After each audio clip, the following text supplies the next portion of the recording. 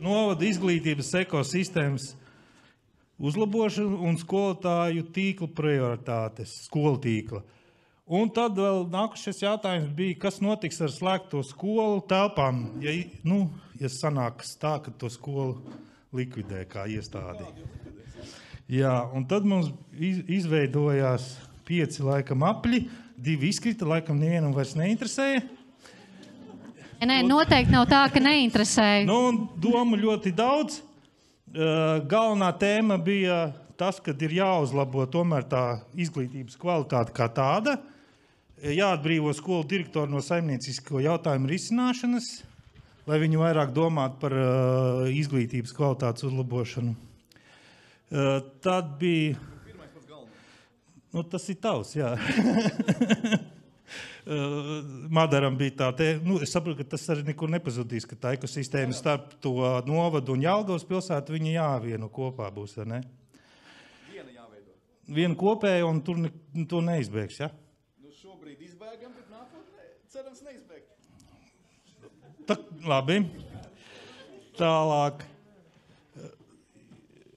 Tad, protams, arī bija, par cik visi runā, ka nevajag slēgt skolu, bet tomēr bija arī tāda versija, ka jāizvērtē tomēr vai tik daudz vidusskolas vajag vai nevajag vienu riktīgi kvalitīvu. Ja?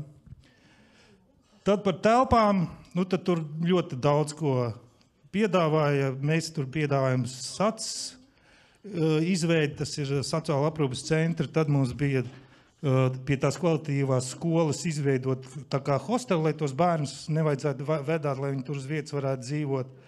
Tad arī ar iedzīvotājiem vienoties, ko varētu tajās telpās veidot, un arī ar uzņēmumi uz privātās partnerības pamata, ko varētu izveidot. Bet pamatā paliek pie tā, ka iedzīvotājiem jautā, ko mēs varam darīt ar tām telpām, ja tur likvidē to skolu. Jā. Tas arī laikam viss, jā. Paldies. Kas bija pa jaunajām skolotājiem? Un tajās telpās ar jaunajām skolotājām tā dzīvošana, lai varētu dzīvot un strādāt un attīstīt. Jā. Lai piesaistītu skolotājs, vajag arī jauns telpas. Jā, dzīvojamās. Bet jautājums, vai tajās telpās to var darīt? Mūsu grupiņas virsuzdevums bija par transporta infrastruktūras uzlabošanu, vajadzības un problēmas autobusu skolām un gājēju drošība, un tie secinājumi ir sadalāmi un priekšlikumi vairākās grupās. Kā pirmo, ja mēs runājam gan par transporta infrastruktūras uzlabošanu un gājēju drošību, tie ir gājēju celiņi, gan veidoti jauni, gan arī esošie celiņi, kas ir domāti ne tikai gājējiem, bet pa kuriem arī var pārvietoties riteņbraucēji, skrējēji, arī skrējēji.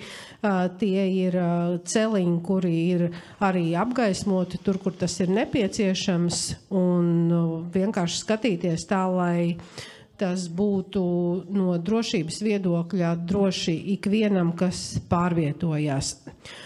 Otra tāda tēma, kuru mēs saskatījām, bija par lauku ceļu sakārtošanu.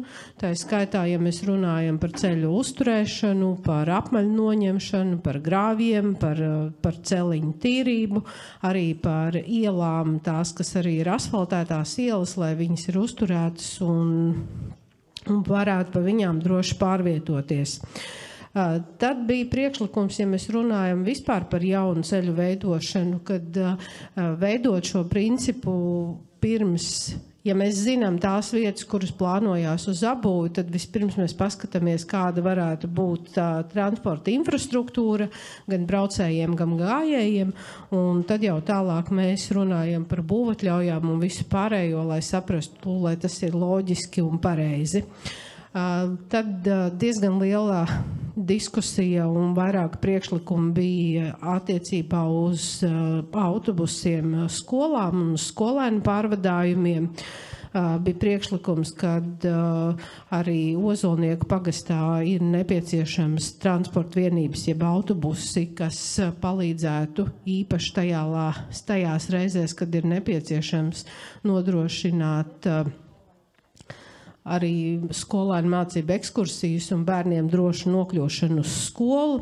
Bija arī priekšlikums pārskatīt, kas finansiāli ir dārgāk nekā esošā sistēma, bet optimizēt esošo skolēnu pārvadājumu tīklu ar domu, kad skolēns autobusā pavada maksimāli īsāku laiku. Tāpat tās arī bija priekšlikums iesaistīt publisko-privāto partnerību un piedāvāt iespēju arī privātajiem, teiksim, ja ir jābrauc lielam autobusam pakaļ uz attālāku vietu vienam vai diviem bērniem, varbūt pašvaldība var slēgt vienošanos ar kādu no privātajiem pārvadātājiem, tādējādi optimizējot un pārējiem bērniem radot šo iespēju pavadīt skolēnu maršrutā īsāku ceļu posmu. Pie tam uz skolēnu pārvadājumiem bija priekšlikums par pilotu projektu, kad izmantot bezpilota autobusiņu un pilotu projektu sākt Ozolniekos pēc maršrutu Ozolnieku vidusskola, sporta skola un mūzikas mākslas skola. Tāpat tās arī nākošā tēma bija satiksmes drošība.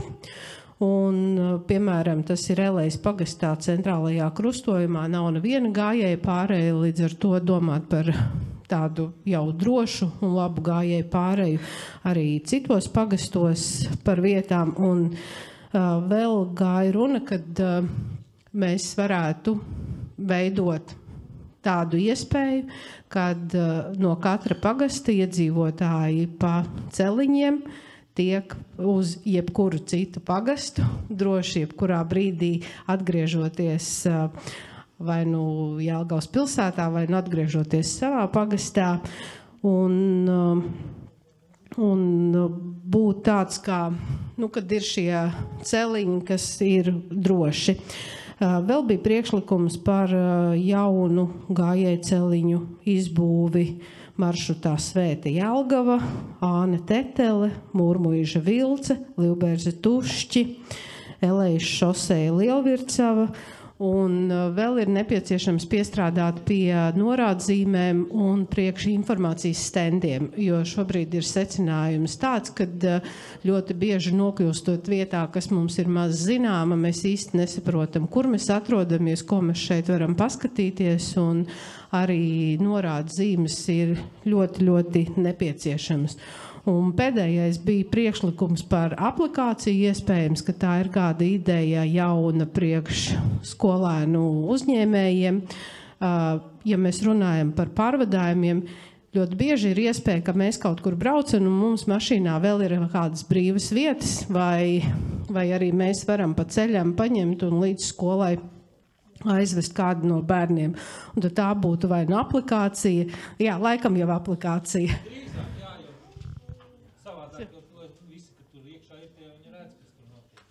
Jā, un es caur aplikāciju saku, es rītā braucu uz Rīgu un es varu paņemt to un to. Un vēl man patika Viktora ideja par to, kad viņš teica, ka arī tāda runa ir bijusi iepriekš. Pieņemsim, Vilces pieturā stāv 3 zīmītes, uzrakstīts Jelgava, Rīga, Dobele vai varbūt Bauska. Un tu vienkārši stāvi, paņem šo zīmīti un garām braucējs redz, man ir dažas brīvas vietas, kur ir pasažieris līdz Rīgai. Un tādējādi viens otru atbalstīt. Tā, īsumā viss. Paldies. Mums ir teritorijas labiekārtošana, ceļu uzturēšana, satiksmes intensitāte un kārtības nodrošināšana. Tad pirmais, ko mēs par satiksmes intensitāti un ceļu uzturēšanu sapratām, ka vajadzētu noteikt galvenos pagastu ciema autoceļus un tad atbilstoši izmērīt intensitāti, noslodzi un tad veikt atbilstošu darbu šo ceļu uzturēšanai.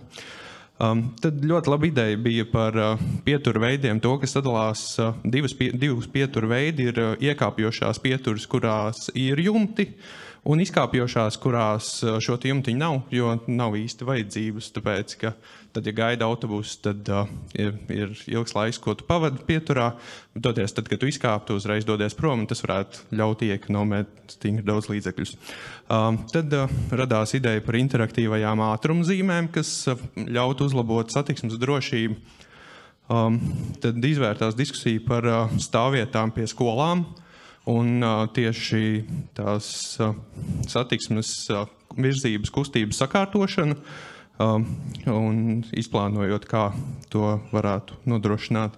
Tad papildus būtu nepieciešams apgaismojums drošībai un estētikai, tādās vietās, kur publiski daudz cilvēku pārvietojas, kā arī drošības nodrošināšanai vajadzētu vairāk kameras.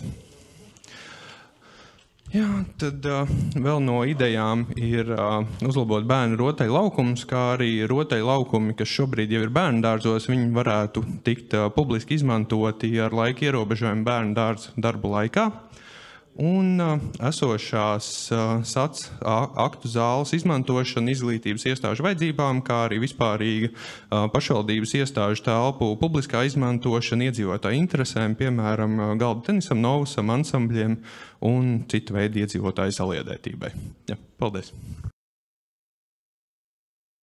Jā, mūsu tēma bija teritoriālā reforma un ko sagaidīt turpmāk, un tāpat arī par uzņēmējdarbības attīstību.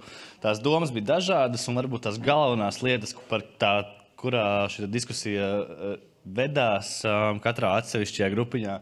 Pirmajā mēs vairāk runājām par šo te mazo uzņēmējdarbību, un tieši mēs runājam, ko pašvaldība tur var darīt, tad tā ir, kas jau mums eksistē, šie te mazie granti un pašvaldības atbalsts. Šeit mēs runājam, ka ir labi, bet varētu būt labāk ar tieši izvērtēšanas kārtību un nosacījumiem. Mēs sapratām, ka varbūt arī no deputātu vidus jāpievērš lielāka uzmanība, kas tad īsti ir konkursu nolikumos un varbūt kas ir tas mūsu vīzija un virziens, kuru mēs gribam atbalstīt.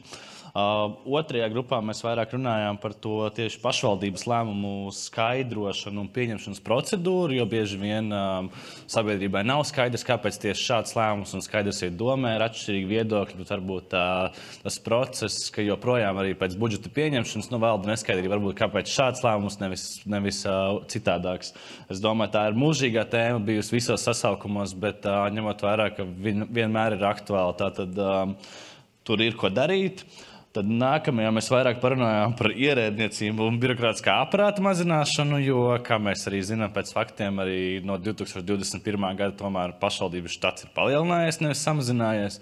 Meklējām, skaidrojām tos iemeslus, runājām gan par darba roku trūkumu, gan par to, ka tāpat laikā šķiet, ka tas aparāts ir tik liels, kaut kāda zelta vidusceļš šajās 15 minūtēs mēģinājums šķetināt, bet, protams, tas nav pietiekams laiks, lai visas šīs problēmas atrisinātu.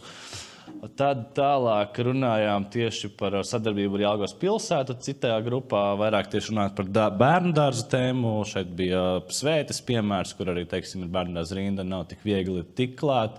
Un kā varbūt to, ko arī priekšsēdētājs Nulekā minēja, varbūt kā mēs tieši izglītībā spētu labāk sadarboties ar pilsētu, jo būsim reāli šobrīd tā sadarbība pat negluži nav uz papīra.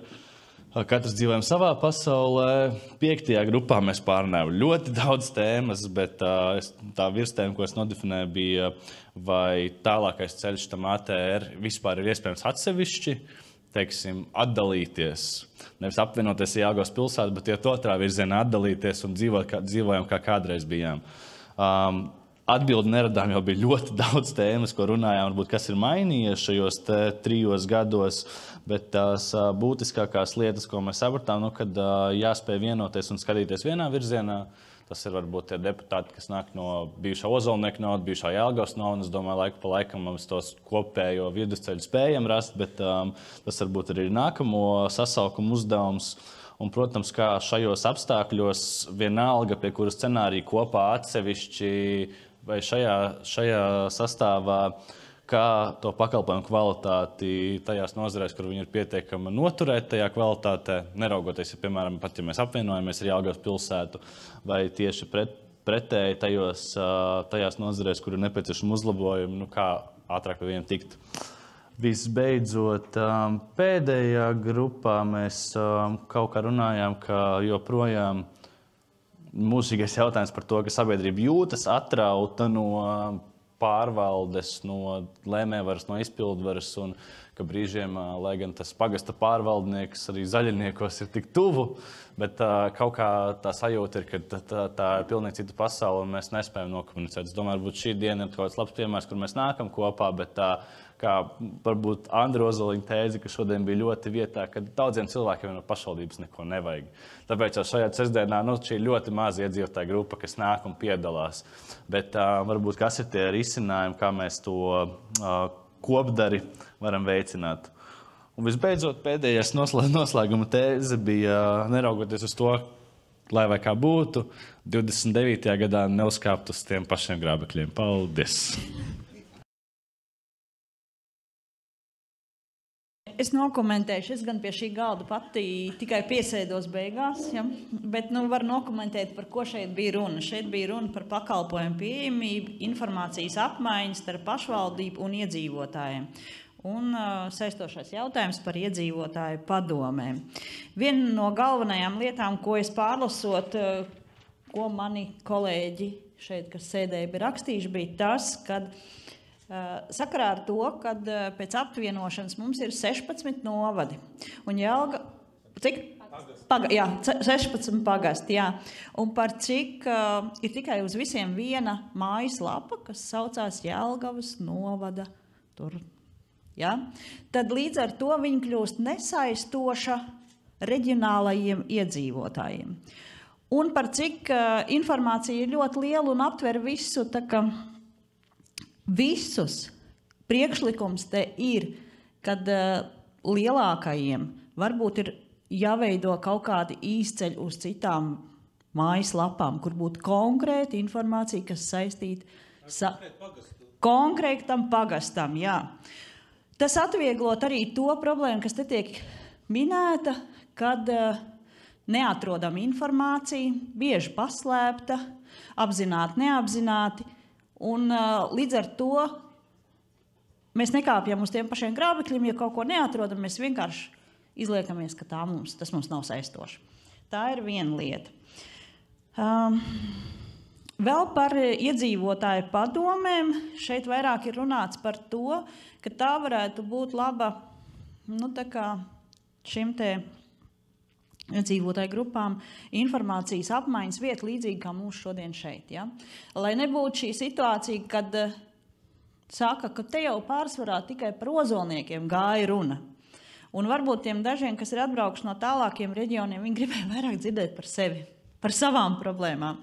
Tad rīkot šādas te iedzīvotāju padomu ir kā galds, pie kura sanāk gan tie padomas iesaistītie cilvēki, gan arī tās problēmas tiek risināts, kas šobrīd ļoti aktīvi tiek risināts čatā. Tā ir vieta, kur šīs problēmas arī čata pārējie cilvēki, kas ir, viņi zina, kad šie te 5, 7 būs pirmās ausis.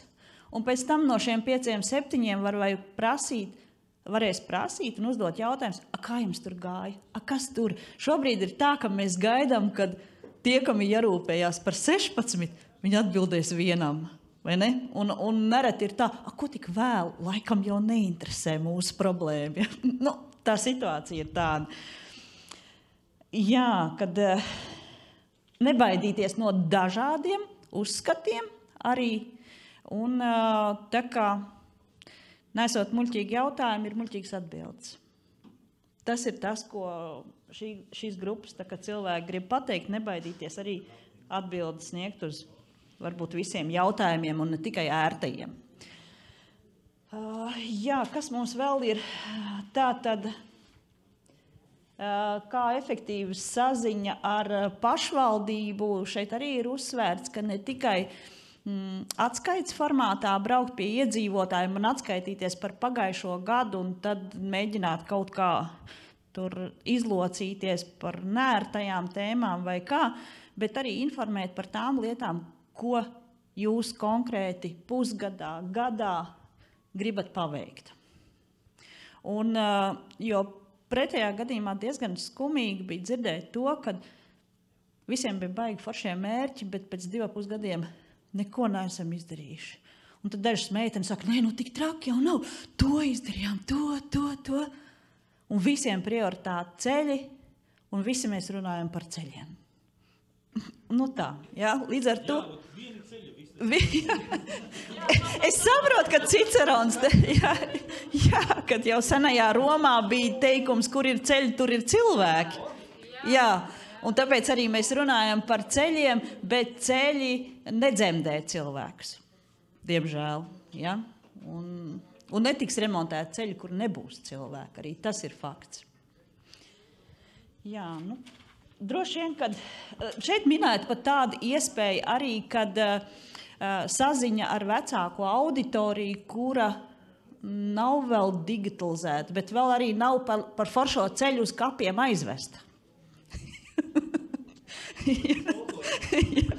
Jā, un tāpēc, kad būtu telefona zvans viņiem, es saprotu, ka tā ir sarežģīta forma, jā, laikietilpīga, bet tā ir nereti vienīgā saziņa ar šiem cilvēkiem.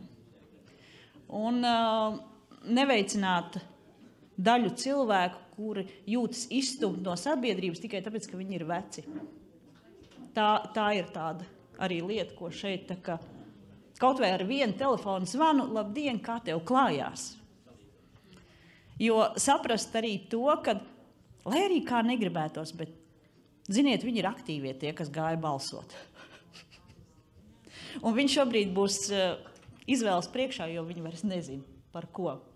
Un viņi var palikt mājā. Tas, laikam, tas ir tas, kas pakalpojumu pieejamība.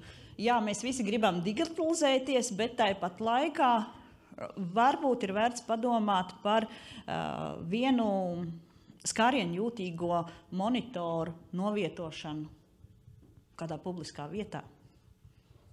Ja, jo tas, kad mēs apmācām cilvēkus lietot tur dators, sēžot klasē, nenozīmē, ka viņš to darīs arī mājā. Jo nerad tā mājas, tur jau nemaz nav kur. Ja, un telefons ir... Nu, cita domāšana. Telefons ir zvanīšanai. Un īstenībā es pat būtu laimīgi, ja telefons palika tikai kā zvanīšanas rīks. Jā, paldies. Tātad šim galdiņam, kur rotācijas kārtībā jūs noteikti visi arī pabijāt, ir 3 aspekti vai 3 jautājumi. Kas ir tas, ar ko tu esi lepns Jelgavas novadā? Nākošais, kā saliedēt Jelgavas novadu? Un tad vēl, ko mēs tur bija kā viens, bet mēs viņus sadalījām 2 daļās, mums viņš tā salasījās. Un vai nepieciešams mainīt novada identitāti? Pie novada identitātes ir pierakstīts, ka tā ir iedzīvotāja aptauja, lai saprastu, vajag vai nevajag. Un tad ir vēl jautājums, kāpēc jāsaliedē novads, ja mēs ar to lepojamies. Un mēs lepojamies ar to, ka esam bijuši Ozolnieku novadā, un es varbūt gribu novēlēt to, ka mēs esam patiešām lepni, ka mēs bijām Ozolnieku novadā, bet es tādā nākotnes cerībā skatos, kad, lai es būtu lepna, ka es esmu Jelgavas novadā. Pagaidām es tā īsti nejūtos, tās ir manas sajūtas, jo mēs kaut kā jūtamies nedaudz tomēr apdalīti Ozolnieku novads pēc apvienošanās. Tādas ir mūsu iedzīvotāju sajūtas. Diemžēl, patīk vai nepatīk. Tad vēl ir rakstīts, ka Jelgavā ir sabiedriski aktīvi cilvēki, ne tikai jaunieši, bet arī pieaugušie. Lepojos ar Jelgavas mūžām uzņēmīgiem cilvēkiem. Un mainīt noteikumus apbūvē lauku teritorijās no 10 hektāriem uz 2 hektāriem, lai varētu būvēt mājas un būt iedzīvotāji. Es nevaru nokomentēt, kas šeit ir apakšā. Un vēl ir 2 tēzes, novada personības un vēsturi. Varbūt ir kāds, kas var nokomentēt šo. Droši. Jā, palūkšu mikrofoniņu. Jā. Es varu nokomentēt. Es esmu no Līberes pagasta, un mums ir ļoti liela problēma. 10 hektāru saimniecību. Atdalīt nevaram 2 hektārus. Un līdz ar to, ja mēs skatāmies, kā Ozolnieki ir izauguši ar jaunām mājām, pastīsimies uz Līberes pagastu. Principā viss noveco. Un ja mums nebūs jaunas celti, kaut mēs būsim guļam, kā es saku, mājas, ja, tie būs nodokļi mūsu pašvaldībai uz īpašumu vien. Tā kā par to ir jāpadomā un jāmaina likums, un līdz ar to, es domāju, ļoti daudziem arī zaļniekiem tāda pat problēma ir, un arī Elijā atļauta 2 hektāri piemājas saimniecībai.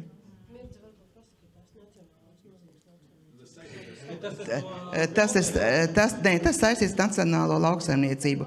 Un ja mēs skatāmies tagad pēc Eiropas regulas, kad ir īstais brīdis to visu vērst mums par labu, jo ar 25. gadu būs ārām zemes samazinājums.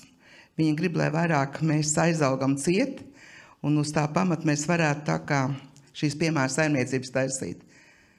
Jo, ja mēs to nedarīsim, tad tie lauki paliks vēl tukšāki. Diemžēl.